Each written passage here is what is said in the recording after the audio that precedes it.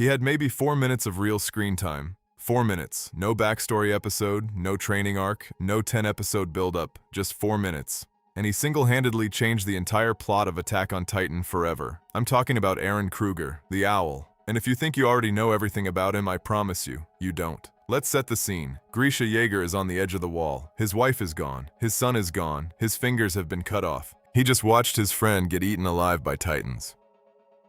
And then, this Marleyan officer, the man who oversaw all of it, turns to him, calm, emotionless, and says, Grisha's jaw drops. Ours drops. The entire fandom collectively loses its mind. Because this man, this cold, unreadable officer who we just watched commit atrocities, is actually the most wanted Eldian spy in history. He has been operating in the shadows for years, watching, waiting, pretending to be a loyal Marleyan while his own people suffered and died around him, sometimes at his own hands. That's not a character, that's a legend. Now here's what most people miss. Right before Kruger reveals himself, the officer is giving this speech. He's talking about how Eldians are monsters, how cruelty is justified. And then he looks directly at the camera, directly at us, the viewers. And he says, people actually want to see cruel things happen to those they think are evil. And you know what happens next? The Owl throws him to the Titan tears him apart, and every single viewer watching cheers. We just proved him right. That is genius-level writing. Isayama had us so caught up in the satisfaction of this villain getting what he deserved that we didn't even realize we became exactly what he described. We enjoyed the cruelty. We celebrated it. The show held up a mirror, and we didn't even notice. That's not anime. That's literature. Now think about what this man's life actually was. Eren Kruger spent years as a Marleyan officer. That means he wasn't just watching his people get tortured. He had to participate. He had to be the face of their oppression to maintain his cover. Every Eldian he had to hurt, every injustice he had to let happen. That was the price of staying alive long enough to make a difference. And he never broke. No emotions on his face, no cracking under pressure, just cold, calculating, endless patience. As one comment put it perfectly, those eyes had nothing in them. No love, no warmth, nothing but Eldia's future. That's what sacrifice actually looks like. Not a heroic speech, not a glorious last stand. Just years of silent, invisible suffering for a cause nobody even knew you were fighting for. He had the worst job in the world, and he never complained once. But here's where it gets painful. Remember what said right before he died? I've always been ready to accept death when my time comes. And then, the Titan reaches for him, and he screams, he begs, all that talk about accepting fate. And the second it actually arrived, he completely fell apart. Now contrast that with Kruger. Kruger knew he was dying. The Attack Titan gives you 13 years, and his time was almost up. He knew this was his last night. And he sat there on that wall, completely calm, and passed on everything he had.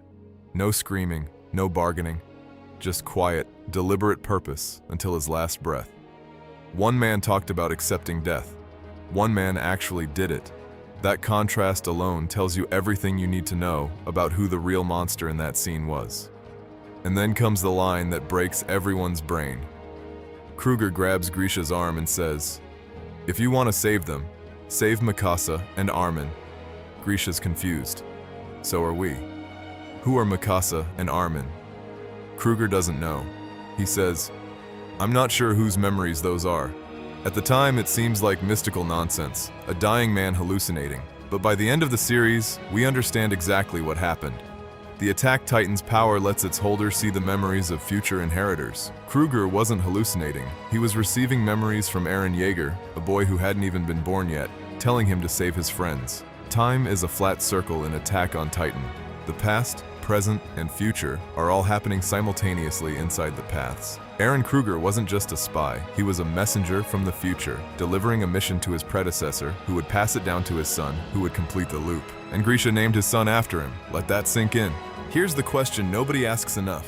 Why does a character with so little screen time hit so hard? Because Eren Kruger represents something we rarely see done right. A character whose impact is completely disproportionate to their presence. He didn't need a backstory arc. He didn't need 10 episodes. He needed one scene, the right words, and a hat flip. He said, the only truth in this world is that there is no truth. Anyone can become a god or a devil. All it takes is for people to believe it. That's not a throwaway line. That's the entire theme of Attack on Titan compressed into one sentence. Marley believed Eldians were devils. Eldia believed Marley was the enemy. Neither truth was real. It was just who controlled the story. And Kruger saw through all of it. While everyone else was caught up in which side was right, he understood that the sides themselves were the problem. He was the only truly free man in the entire show. And he spent his freedom pretending to be a slave. Throughout history, this Titan's marched in the vanguard. It has ever pushed forward, seeking freedom. And for freedom's sake, it fights. Therefore, it's called the Attack Titan. Eren Kruger appeared for 3 episodes. He threw a hat. He gave a speech. He transformed. He died. And 80 episodes later, his words are still echoing. Stand.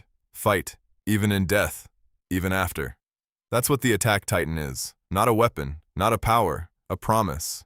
Passed down through generations of broken people who refused to stop moving forward until one of them finally reached the ocean. The owl started this story, and every single person who inherited the Attack Titan after him carried a piece of him with them until the end. Drop a comment. What's the one Eren Kruger line that hits hardest for you?